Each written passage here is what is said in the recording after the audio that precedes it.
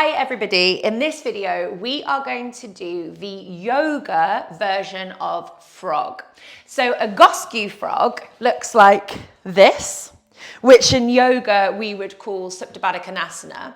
And in yoga, their frog is along the same type of lines in terms of biomechanically what it's going after in your body, which is an open hip position. But the yoga version of frog is a lot more intense. So I'm saying that at the beginning because, as ever, I welcome everybody to have a go at any exercise, but be prepared that this is quite a tough one and it might not suit you, especially if you have lots of knee pain. This really does require your hips to be able to open up fairly well already, although that's what we're going after.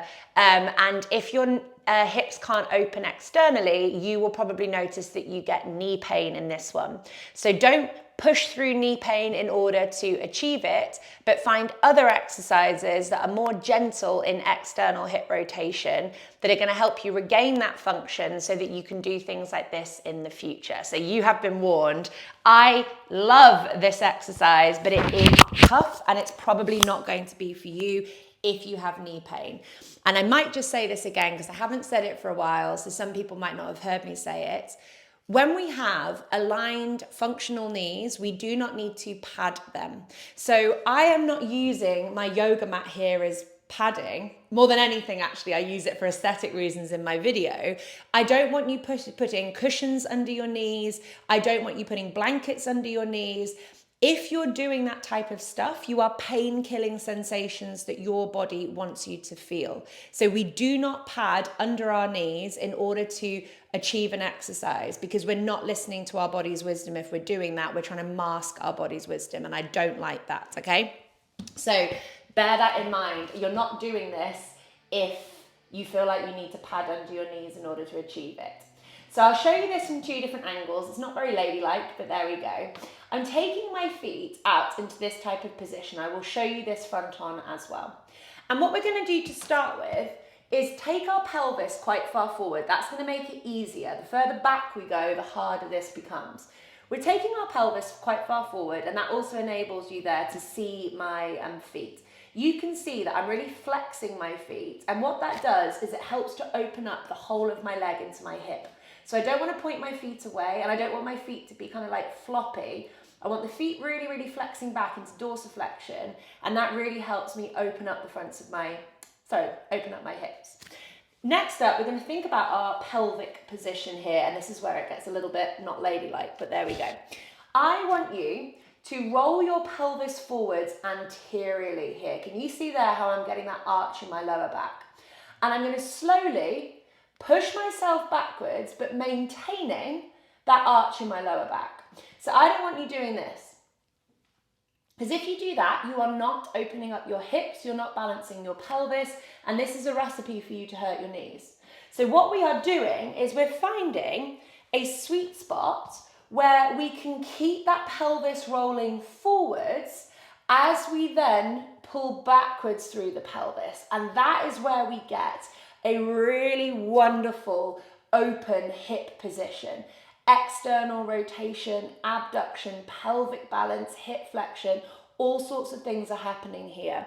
And I would typically, if I was doing this, I might come down onto my forearms to make it a little bit more passive in my upper body, really trying to roll that pelvis forwards, like lifting that tailbone up into the air whilst driving backwards with my feet super, super active. But you might for a while be a lot higher up than me, that's fine. You might be a lot further forwards than me, but you might be here just trying to come backwards slightly. I don't bounce, so we don't rock forwards and backwards in this position. Bouncing doesn't work. That's the kind of recipe for injury. You don't want to bounce because you're forcing your body to do something it's not ready for. You want to breathe into it and just take your time. You stop where your body asks you to stop. And as long as you can respect your body like that, the next time you'll be able to go a little bit further. So this is what it looks like from the side. And this would be an exercise that you might hold for perhaps like 5 minutes, but depends on intensity for you. And I'll just show you this from the front so you can see what we're going after as well. So my knees are going wide like this. My feet are flexing back towards me. My shins are kind of parallel. So it would be very hard for you to take your feet further in this direction, but you might be trying to do more of like a sort of child's pose type position with your feet close together. I want your shins parallel with each other like that. You can see how my feet are kind of poking out because that's going to make your hips have to open up more. And we roll the pelvis forwards. So really trying to get that arch in the lower back. That's going to help balancing off our pelvis. And then we just slowly ease ourselves back. We're relaxing our jaw, we're relaxing our breathing. We're finding our edge, however that might look for you. And it's not about how far back you go. It's not about how low you go. It's not about how wide your knees are. It's about that pelvic position. So you can absolutely do this with your knees a little bit closer together if you want to. You don't have to go like all the way down here. You can have those knees a bit closer, keep the feet flexed and move backwards. That might just be where you perhaps want to start. But as you open up your hips more, you're going to be able to take them a bit lower to the ground and still maintain that pelvic extension. I love this exercise, but it is a toughie, so proceed with caution. But I would say that for all of the exercises. Always proceed with caution. Listen to those signs from your body that it likes what you're doing. Listen to the signs from your body that it doesn't like what you're doing. And as long as you can start navigating that ship, you will be well on your way to becoming the expert of your own body. Good luck.